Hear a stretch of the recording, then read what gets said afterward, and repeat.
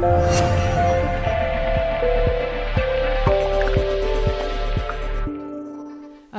morning, everyone. I just want to actually start off by dedicating this session to my friend who sadly passed away on Friday, Maureen Kendler. I try not to get too emotional, but I thought I wanted to mention her.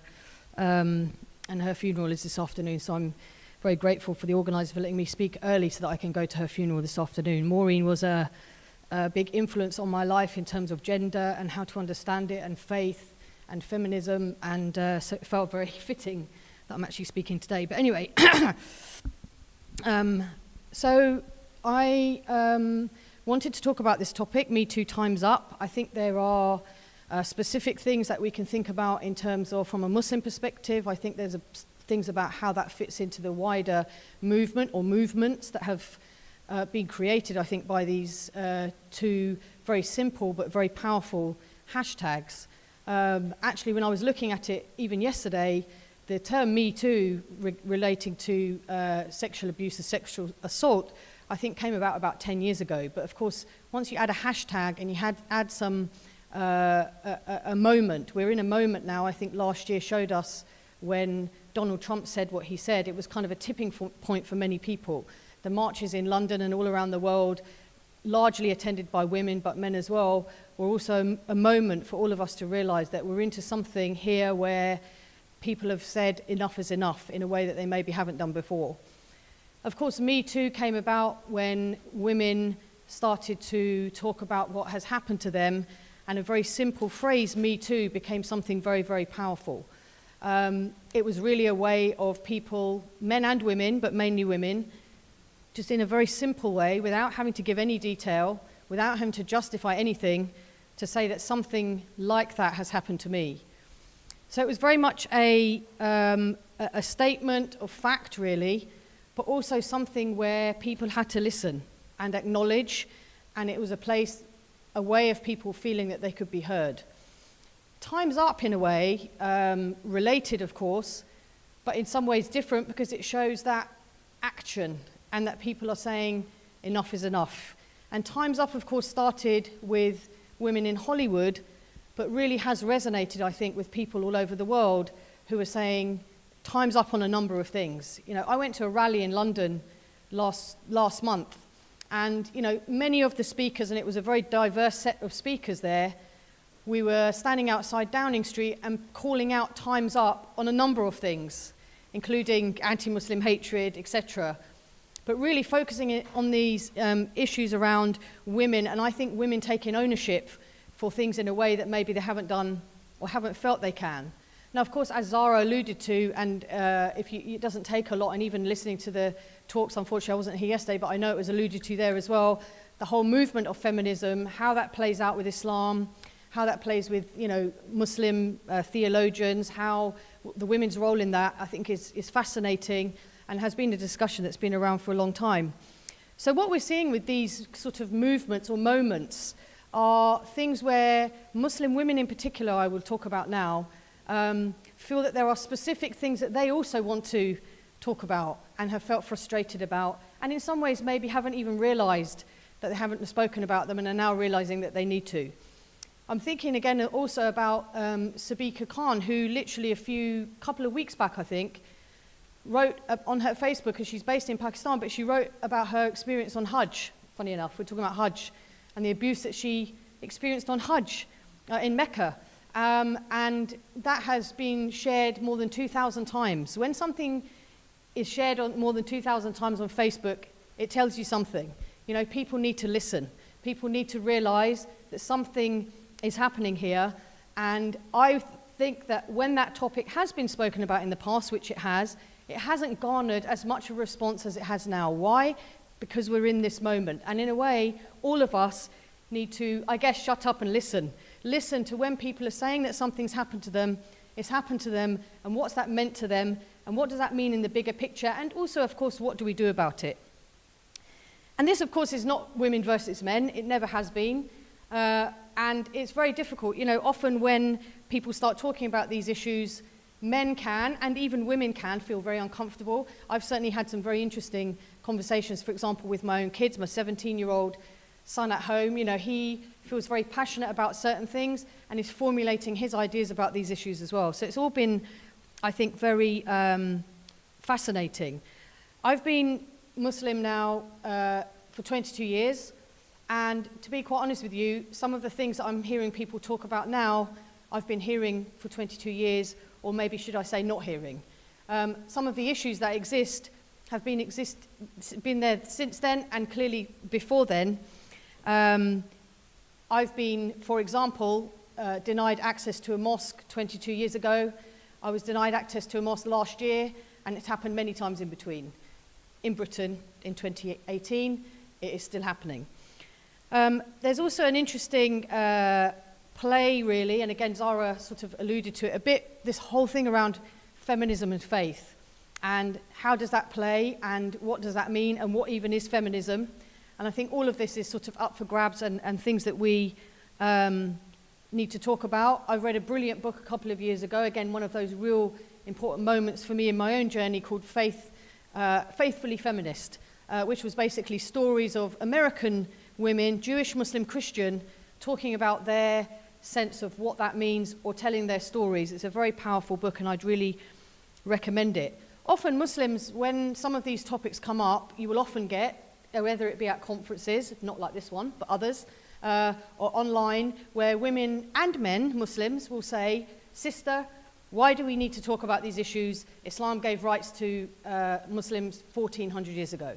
If I had £1 for every time I've been told that or heard that, I'd be very rich by now. And of course, it's not really good enough. It, of course, is the case that we know that at the time of the Prophet, peace be upon him, he came at a time when women were literally bought and sold, and commodities, and girls were literally being buried in the ground, alive.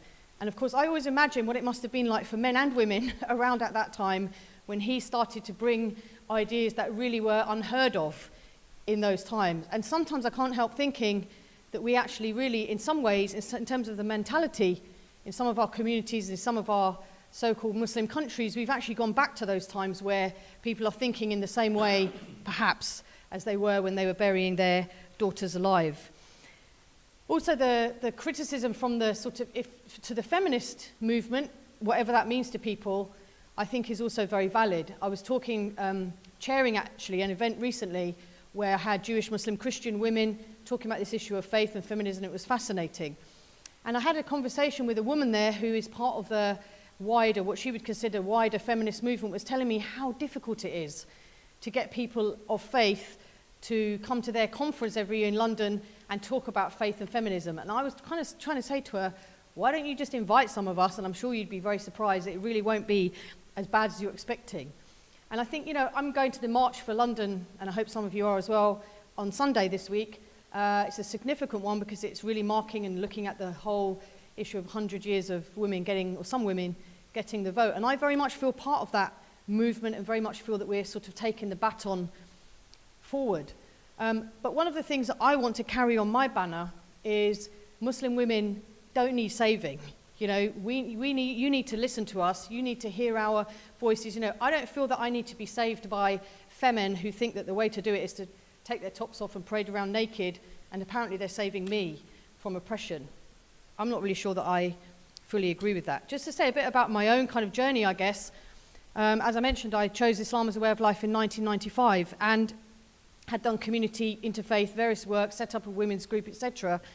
But I hadn't really developed what I would say the passion that I have now for these topics until really properly cemented in me about 6 or 7 years ago with a few things that happened. Significant. I mentioned earlier Maureen, and dear Maureen, who really did have an impression on me a few years back. And then before that, I remember attending an event where there were women speaking from different faiths.